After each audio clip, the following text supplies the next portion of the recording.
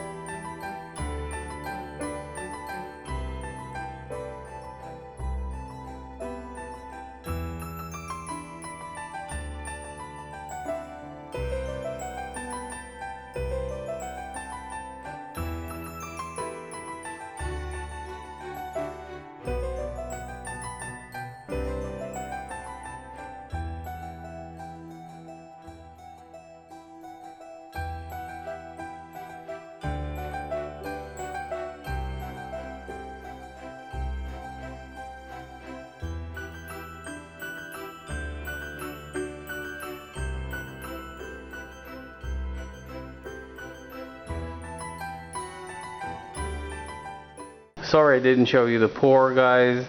I was in a hurry. I didn't want to lose the temperature. I wanted to pour exactly at the right temperature. As you can see, these candies are hardening, or at least it looks to be so. I also took the drop test, meaning I took drops of every step: 120, 130, 140, and 150 degrees Celsius. This is also a casting and 150 degrees Celsius. And let's take a look at these while the main block hardens. So let me focus on that. Right, so these 120 degrees are very pliable. You can see they're sticky and gummy.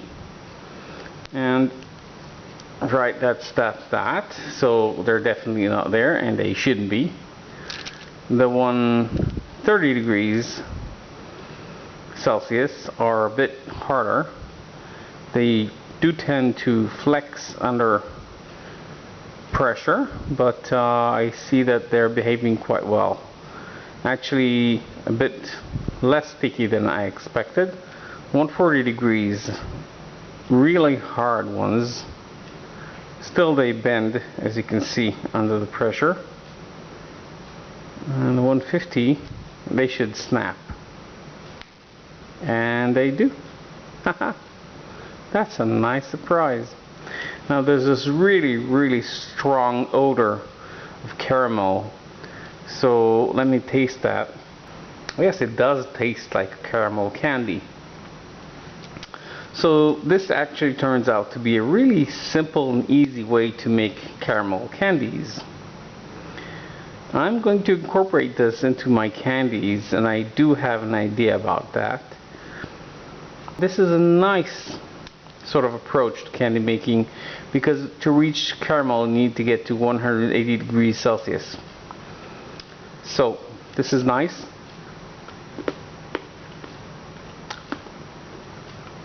Not too sticky, it's okay.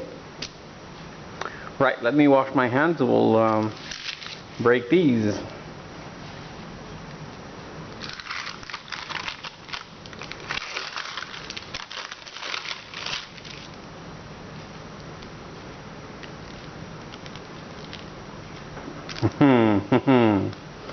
There's our drawback.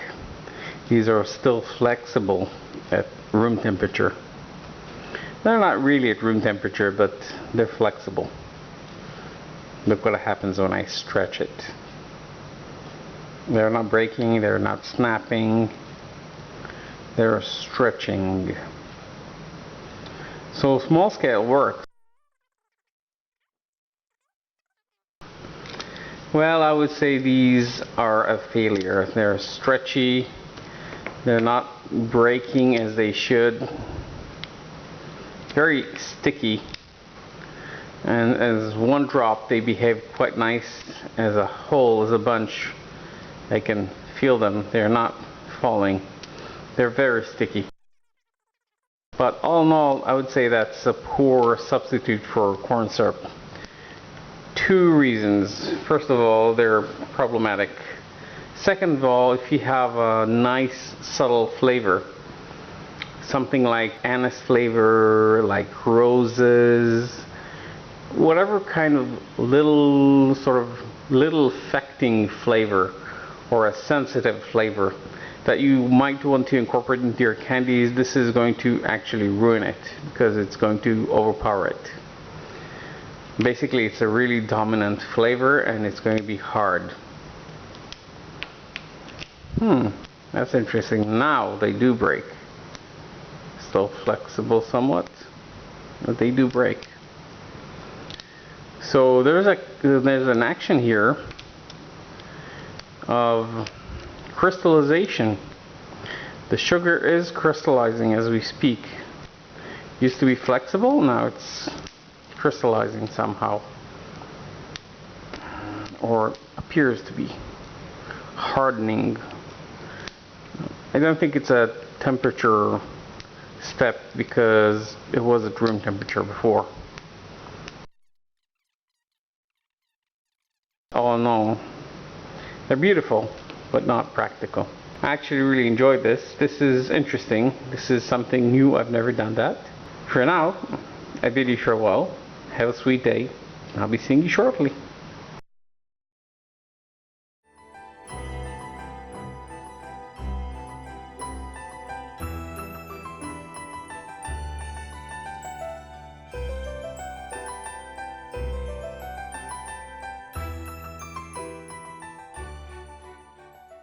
Well, that's it. For caramel candies, this is a pretty good solution. It's not a perfect one, by the way, but it's a good one. And it's really, really humid out here, as you can see, because they're now sticky again. But all in all, these are nice candies. As far as making corn syrup-free candies, well, if you want a caramel flavor, then that's okay. If you want something that's non-caramel flavored, that's definitely not the way to go. Also, you get a huge aroma of caramel in your kitchen, so if you don't like the smell of caramel, that's not highly recommended. So thank you for watching. Hope you enjoyed. I'll be seeing you shortly. Have a sweet day.